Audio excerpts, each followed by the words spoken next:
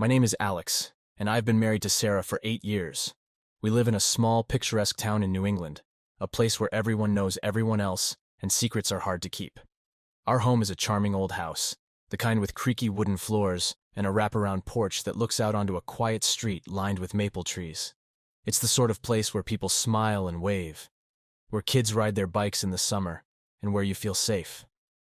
Sarah and I don't have any children, but we share our home with a dog named Max, a golden retriever who's as much a part of the family as either of us.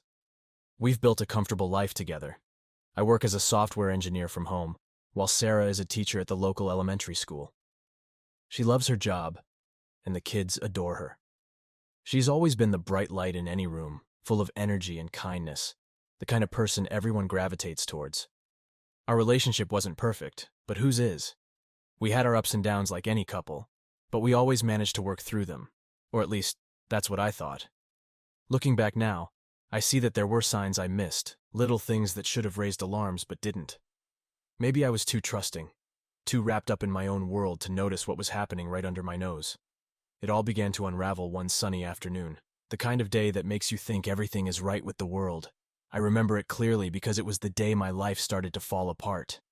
But before I get to that, let me tell you about the months leading up to it, when the cracks in our seemingly perfect life started to show. It started with subtle changes in Sarah's behavior. At first, I didn't think much of it.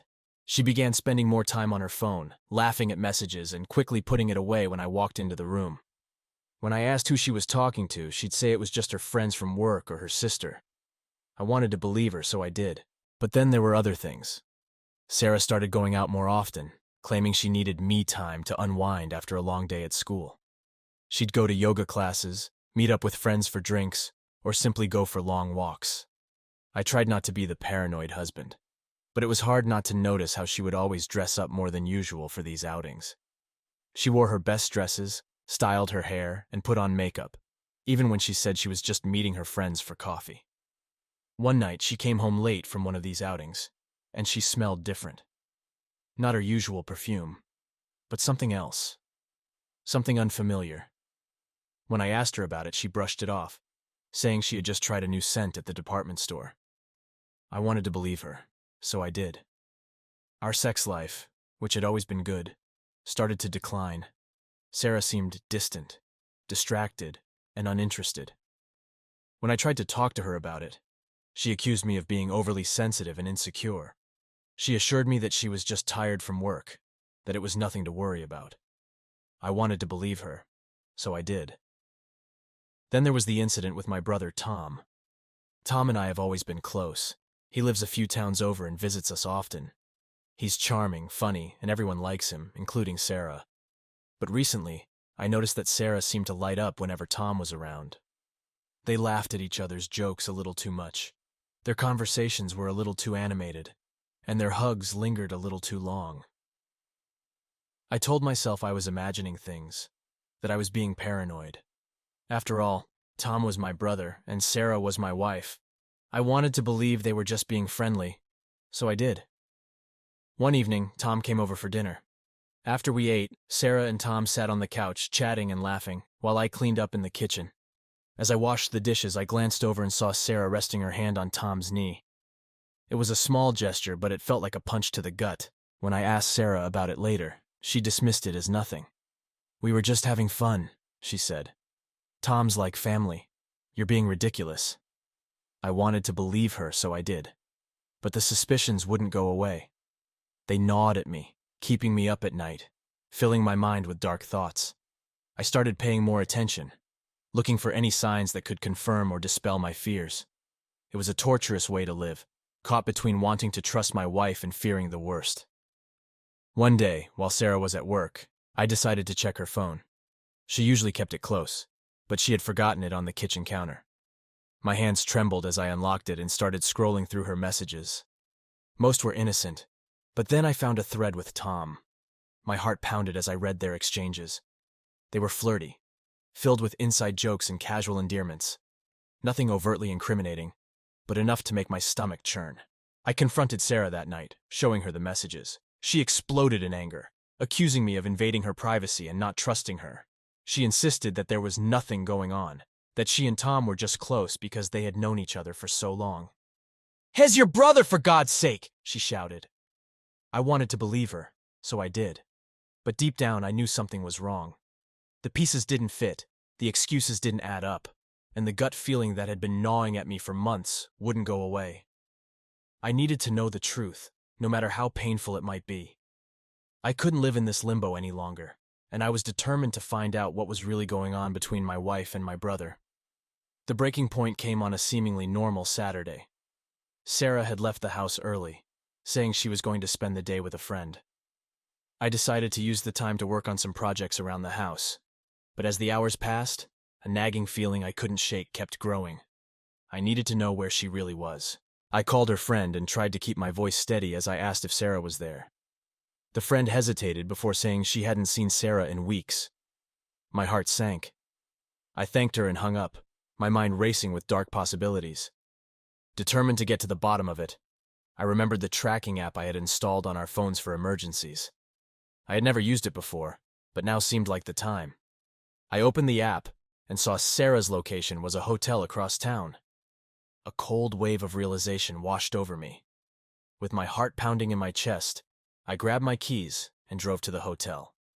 The whole way there, I tried to convince myself that there must be some explanation, something that made sense and wouldn't destroy me. But deep down, I knew. When I arrived at the hotel, I took a deep breath and walked into the lobby. I approached the front desk and, with as much calm as I could muster, asked if a Mr. Tom Smith was staying there. The receptionist confirmed he was and gave me the room number after I explained I was his brother. My stomach twisted into knots as I took the elevator up to the 5th floor. I stood outside the door for what felt like an eternity, my hand hovering over the doorknob. Finally, I couldn't wait any longer. I turned the knob and pushed the door open. The sight that greeted me made my blood run cold. There was Sarah, my wife, in bed with my brother Tom. They were so engrossed in each other that they didn't notice me at first. The sounds of their betrayal filled the room, and I stood frozen, my world shattering around me. When they finally realized I was there, Sarah gasped and scrambled to cover herself, while Tom just stared at me, wide-eyed and speechless. I felt a surge of rage and betrayal like nothing I had ever experienced before. "Alex," Sarah started, her voice trembling. "I can explain." "Explain," I spat, barely able to contain my anger. "Explain how you ended up in bed with my brother? How long has this been going on?" Tom finally found his voice. "Alex, man, I'm sorry. We didn't mean for you to find out like this." "Didn't mean for me to find out!" I shouted. "You shouldn't have been doing it in the first place!" Sarah started crying, but her tears did nothing to soften the searing pain in my chest. "It just happened, Alex. We didn't plan this. Please, let's talk about it." I shook my head, feeling a mix of fury and heartbreak. "There's nothing to talk about, Sarah. You've been lying to me for God knows how long, and with my own brother. How could you?" Sarah's sobs grew louder, but I couldn't bear to look at her. I turned to Tom, who had the decency to look ashamed. "And you," I said, my voice low and dangerous. "You were supposed to be my brother. How could you betray me like this?" Tom had no answer, just a look of guilt and regret on his face. I couldn't stand to be in the same room as them any longer. I turned and walked out, slamming the door behind me. As I drove home, my mind raced with everything I'd just seen and heard. The betrayal cut deep, and I knew there was no coming back from this. My marriage was over, and my relationship with my brother was forever tainted. I felt a mix of anger, sadness, and an overwhelming sense of loss. I had lost not only my wife, but also the trust I had in my family. When I got home, I sat in the darkness of our living room, trying to process everything. The memories of our life together played in my mind like a cruel movie, each one now tainted by the knowledge of Sarah's betrayal. I didn't know what to do or where to go from here, but one thing was clear. Nothing would ever be the same again. The next few days were a blur. Sarah stayed with a friend, leaving me alone to grapple with the weight of her betrayal. I avoided calls from my brother and ignored texts from Sarah. I needed time to think, to process everything. But eventually, I knew we had to confront the reality of what had happened. Sarah called one evening, asking if we could talk. I agreed, knowing that we couldn't avoid it forever. She came over the next day, and the tension in the air was palpable. She looked exhausted, her eyes red from crying. But I felt no sympathy, only a burning anger that had been simmering since the moment I found her with Tom. We sat at the kitchen table, the silence between us heavy and oppressive. Finally, I broke it. "How long has this been going on, Sarah?"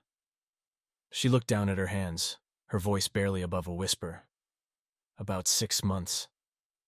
The admission hit me like a punch to the gut. 6 months? You've been lying to me for 6 months? Tears welled up in her eyes. "I'm sorry, Alex. I didn't mean for it to happen. It just did." "That's your excuse?" I snapped. "It just happened. You don't accidentally end up in bed with someone, let alone my brother." She sobbed, but I felt no pity. "I was lonely, Alex. You were always working, always distracted. Tom was there for me, and it just happened." "That's bullshit," I said, my voice rising. "I was working to provide for us, for our future. And you repay me by fucking my brother?" Sarah flinched at my words, but I didn't care. I needed to let out the anger that had been festering inside me. "You could have talked to me, told me how you were feeling. Instead, you chose to betray me in the worst possible way." I know, she cried. "I was wrong, and I'm so sorry. But it wasn't just about the sex. Tom and I, we connected in a way that I felt we lost." Her words stung, but I refused to let her justify her actions. "Don't you dare blame me for this. You made the choice to cheat. You destroyed our marriage, Sarah, not me." She looked at me, desperation in her eyes. "I still love you, Alex. Can't we work through this? Please, we can go to counseling, try to fix things." I shook my head, the pain too fresh, too raw. "There's nothing left to fix, Sarah. You and Tom shattered everything we had. There's no going back." She reached out to touch my hand, but I pulled away. "I can't do this anymore," I said, my voice breaking. "I want a divorce." Her face crumpled, and she broke down in sobs. "Please, Alex, don't do this. We can make it work. I'll do anything." But her pleas fell on deaf ears. The betrayal was too deep, the damage irreparable. I stood up, feeling a strange sense of finality. "You need to leave, Sarah. I can't be around you right now." She looked up at me, her eyes filled with sorrow. "Where will I go?" "I don't care," I said coldly. "Just get out." She gathered her things, her sobs echoing through the house as she left. The door closed behind her, and I was alone again. The silence was deafening, but it was better than the lies and deceit that had filled our home for months. That night, I sat in the living room, staring at the empty space where Sarah used to be. The life we had built together was over, destroyed by her actions. The anger and sadness threatened to consume me, but I knew I had to stay strong. I had to move forward somehow. The next day, I decided to confront Tom. I couldn't let his betrayal go unanswered. I drove to his house, my mind racing with what I would say, how I would handle the confrontation. When I arrived, Tom opened the door, looking like he hadn't slept in days. "Alex," he started, but I cut him off. "Save it, Tom. I don't want to hear your excuses." He sighed, stepping aside to let me in. We sat in his living room, the tension between us almost tangible. "Why?" I asked, my voice trembling with anger. "Why did you do it?" Tom looked down, unable to meet my gaze. "I don't know, Alex. I wish I had a good answer. It just happened." I slammed my fist on the table. "Stop saying that. It didn't just happen. You made a choice, both of you. You chose to betray me." "I know," he said quietly. "And I'm so sorry. I never meant to hurt you." "But you did," I said, my voice breaking. "You destroyed our family. How can you ever expect me to forgive you?" "I don't," he admitted. "I don't expect anything from you. I know I fucked up. I know I lost your trust, and I don't know if I'll ever earn it back." His admission did little to ease the pain. "You were my brother, Tom. I trusted you. How could you throw that away?" He looked up, tears in his eyes. "I don't know, Alex. I don't have a good answer. I'm so sorry." The sincerity in his voice was clear, but it didn't matter. The damage was done, and nothing he could say would change that. I stood up, feeling a wave of exhaustion wash over me. "I need to go," I said. "I can't be here right now." Tom nodded, his face etched with regret. "I understand. But if you ever need to talk, I'm here." I didn't respond. I just walked out, leaving behind the wreckage of my family. As I drove home, I knew that the road ahead would be difficult. But I also knew that I had to keep moving forward, no matter how painful it was. The betrayal had cut deep, but it wouldn't define me. I would find a way to rebuild, to heal, and to move on. The days that followed were some of the darkest I've ever experienced. Anger and betrayal coursed through my veins like poison, keeping me awake at night and haunting my thoughts during the day. I knew I couldn't let Sarah and Tom's actions go unpunished. They had taken everything from me, and I wanted them to feel the same pain I was enduring. I spent hours planning my revenge, driven by a need for justice, or perhaps just the need to hurt them as much as they had hurt me. My first step was to gather evidence. I couldn't let their betrayal be swept under the rug or dismissed as a misunderstanding. I needed proof to expose their infidelity to the world. I started by hacking into Sarah's email and social media accounts. It wasn't difficult, considering I knew most of her passwords. What I found only fueled my rage. Explicit messages, photos, and plans for future rendezvous with Tom. I saved everything to a folder on my computer, documenting every sordid detail. The evidence was damning, and I felt a grim satisfaction knowing it would soon be their undoing. Next, I turned my attention to Tom. I knew he had a high-profile job at a prestigious law firm, a job that required him to maintain a spotless reputation. I dug deeper into his personal life, finding more incriminating evidence that tied him to Sarah. Photos of them together, records of hotel stays, and messages detailing their affair. It was more than enough to destroy his career and his standing in the community. With all the evidence in hand, I decided to strike. I anonymously sent the photos and messages to Tom's boss, ensuring it landed directly in his inbox. I knew the firm had a strict code of conduct, and an affair with a client's wife would be grounds for immediate termination. I could only imagine the look on Tom's face when he was called into his boss's office and confronted with the proof of his indiscretions. My next target was Sarah's job. She loved teaching, and her students adored her, but I couldn't let her continue living her life as if nothing had happened. I sent the evidence to the school board, along with an anonymous tip about her inappropriate relationship. It didn't take long for the board to act, suspending her pending an investigation. With their professional lives in tatters, I turned my focus to our social circle. Sarah and Tom were well known in our town, and I wanted everyone to know the truth about them. I created a fake social media account and began posting the evidence, tagging mutual friends and family members. The posts quickly went viral within our community, and the backlash was immediate and brutal. Friends who once admired Sarah and Tom now shunned them. Invitations to social events were revoked, and whispers followed them wherever they went.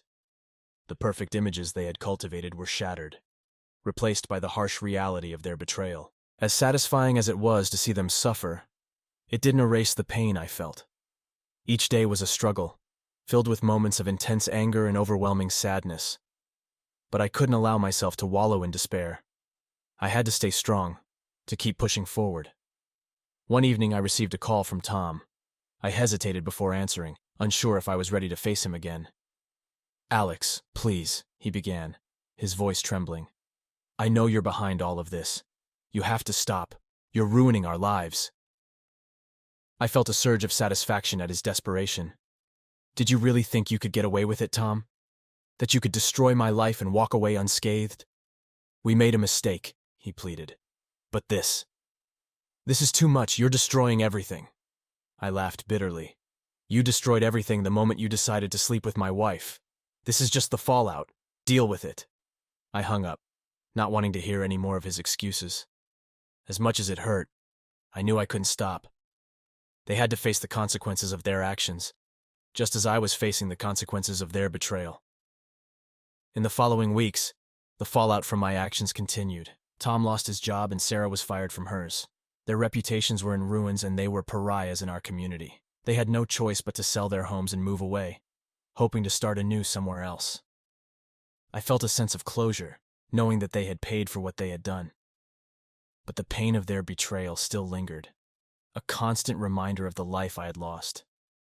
I knew I had to find a way to move on, to rebuild my life from the ashes they had left behind.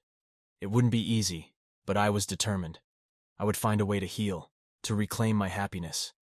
And though the road ahead was uncertain, I knew one thing for sure. I would never let anyone hurt me like that again. It had been weeks since I set my revenge plan in motion. Sarah and Tom were reeling from the consequences, their lives in disarray. I had achieved what I set out to do, but the satisfaction was short-lived. The time had come to face Sarah again, to have the conversation we had been avoiding. It was time to talk about the divorce. Sarah called me one evening, asking if we could meet. Her voice was subdued, filled with a weariness that mirrored my own. We agreed to meet at a small cafe on the outskirts of town, a place far from prying eyes and judgmental whispers. When I arrived, Sarah was already seated at a corner table, staring blankly into a cup of coffee. She looked up as I approached, her eyes red and puffy from crying. I sat down across from her, the silence between us heavy and strained. "Thank you for meeting me," she began, her voice trembling. "I know I have caused you so much pain, and I'm sorry. I know that doesn't mean much now, but I need you to know." I nodded, feeling a mix of anger and pity. "Sarah, we need to talk about the divorce. We can't keep dragging this out." She looked down, tears spilling onto her cheeks. "I know, Alex. I know we do. I don't know where to start." I took a deep breath, trying to steady myself. "We need to figure out how to divide our assets, how to handle the house, the accounts, everything. I want this to be as painless as possible, but we need to be realistic." Sarah nodded, wiping her tears. "I understand. I've already spoken to a lawyer. They said we can file for an uncontested divorce, given everything that's happened. It will make things faster and less complicated." "That's probably the best option," I agreed.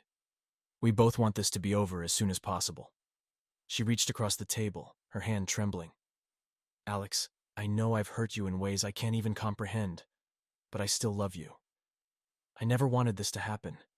I was weak, and I made terrible choices, but please believe me when I say I never stopped loving you." I pulled my hand back, unable to look at her. "Sarah, love isn't supposed to hurt like this. You betrayed me in the worst possible way, with my own brother. I don't think I can ever forgive you for that." Her sobs grew louder, drawing the attention of a few patrons nearby. I know I don't deserve your forgiveness, but I need you to know that I'm truly sorry. I wish I could take it all back." I sighed, feeling a mix of exhaustion and resignation.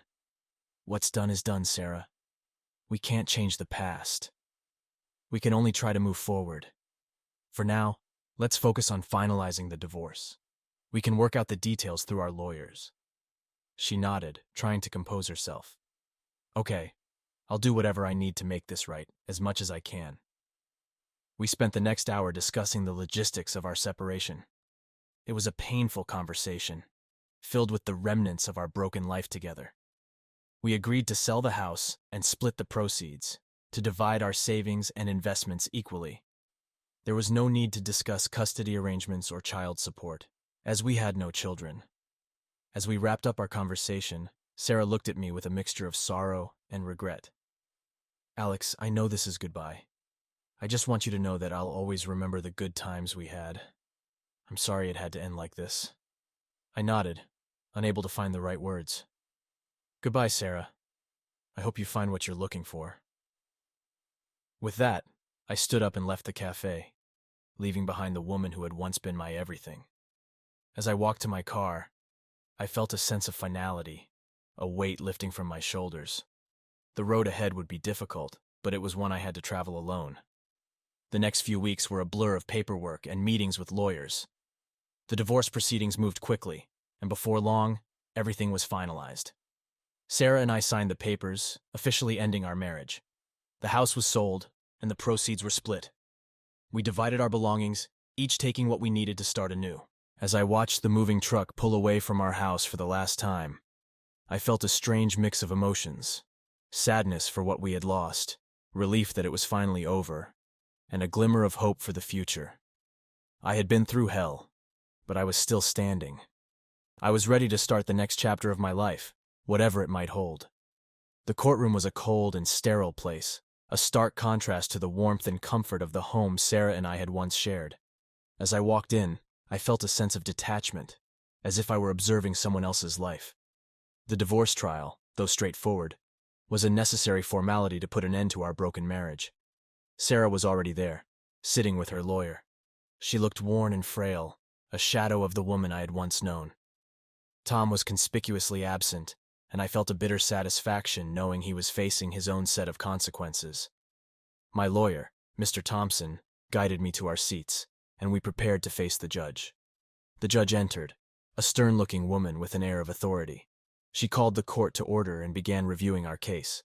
Given the evidence of infidelity and our mutual agreement on the division of assets, the proceedings were relatively smooth. Sarah's lawyer presented her case first, emphasizing her regret and willingness to cooperate with the terms we had agreed upon. Sarah spoke briefly, her voice trembling as she reiterated her apologies and expressed her desire for a quick resolution. When it was my turn, Mr. Thompson laid out the facts: the affair, the betrayal, and the irrevocable breakdown of our marriage. He presented the evidence I had gathered, ensuring there was no doubt about the cause of our divorce.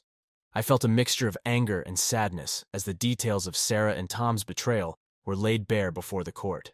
The judge listened attentively, her expression neutral. When both sides had finished, she took a moment to review the evidence and our agreements. Finally, she looked up, her gaze piercing through the silence. Based on the evidence presented and the mutual agreement of both parties, I hereby grant the dissolution of the marriage between Alex and Sarah. The terms of the divorce, including the division of assets, are approved as submitted. The sound of the gavel striking the bench was like a final nail in the coffin of our marriage. It was over. The judge adjourned the court, and we were free to leave. I stood up, feeling a strange sense of relief and emptiness. As we walked out of the courtroom, Sarah approached me. "Alex, can we talk for a moment?" I hesitated, but then nodded. We stepped outside, away from the prying eyes of the courtroom. "I know you don't want to hear this, but I'm truly sorry for everything," she said, tears welling up in her eyes. "I never meant for things to end this way. I hope someday you can find it in your heart to forgive me." I looked at her, searching for the anger and hurt that had consumed me for so long, but all I felt was a profound sadness. "Sarah, I don't know if I'll ever be able to forgive you, but I do hope you find peace and happiness. We both need to move on." She nodded, wiping away her tears. "I understand. I wish you the best, Alex. Goodbye." "Goodbye, Sarah," I said, watching her walk away for the last time. As she disappeared into the distance, I felt a weight lift off my shoulders. The chapter of my life with Sarah was finally closed. The drive home was quiet, my mind a whirlwind of thoughts and emotions. I couldn't help but reflect on the journey that had brought me here, the love and trust that had been shattered, and the painful process of rebuilding my life. When I arrived home, I took a moment to breathe in the silence. The house felt different, no longer a place of pain, but a blank canvas for a new beginning. I sat down at the kitchen table, the same one where Sarah and I had shared so many meals and conversations. I opened my laptop and started drafting a new chapter of my life. I reached out to friends I hadn't spoken to in years, rekindled old hobbies, and focused on my work. The process was slow, but each day felt like a step forward. I started seeing a therapist, someone who helped me navigate the complex emotions and find a way to heal. One evening, I received a call from my brother Tom. I hesitated before answering, unsure if I was ready to face him again. "Alex," he began, his voice filled with remorse. "I know I have no right to ask for your forgiveness, but I wanted to apologize again. I lost everything because of my actions, and I deserve it. I hope someday we can find a way to rebuild our relationship." I took a deep breath, feeling a mix of anger and pity. "Tom, you hurt me more than anyone else ever could. It's going to take a long time to even think about forgiving you. But I'm willing to take it one day at a time. Just don't expect miracles." "Thank you, Alex," he said, his voice cracking. "I understand. I'll give you the space you need." As I hung up, I felt a sense of closure. The road to healing was long, but I was finally on my way. The betrayal of my wife and brother had left deep scars, but I was determined not to let it define me. Life slowly began to take on a new rhythm. I found joy in small things, like taking Max for long walks, cooking meals for myself, and spending time with friends. I even started dating again, cautiously opening my heart to the possibility of new love. Through it all, I learned the importance of resilience and self-worth. I had survived the worst betrayal imaginable, and emerge stronger on the other side. The future was uncertain, but for the first time in a long time, I felt hopeful. As I looked out at the sunset from my porch, I knew that I had finally reclaimed my life. The past was behind me, and a new chapter was beginning.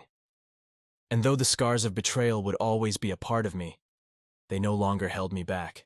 I was ready to embrace whatever came next, with an open heart and a newfound strength.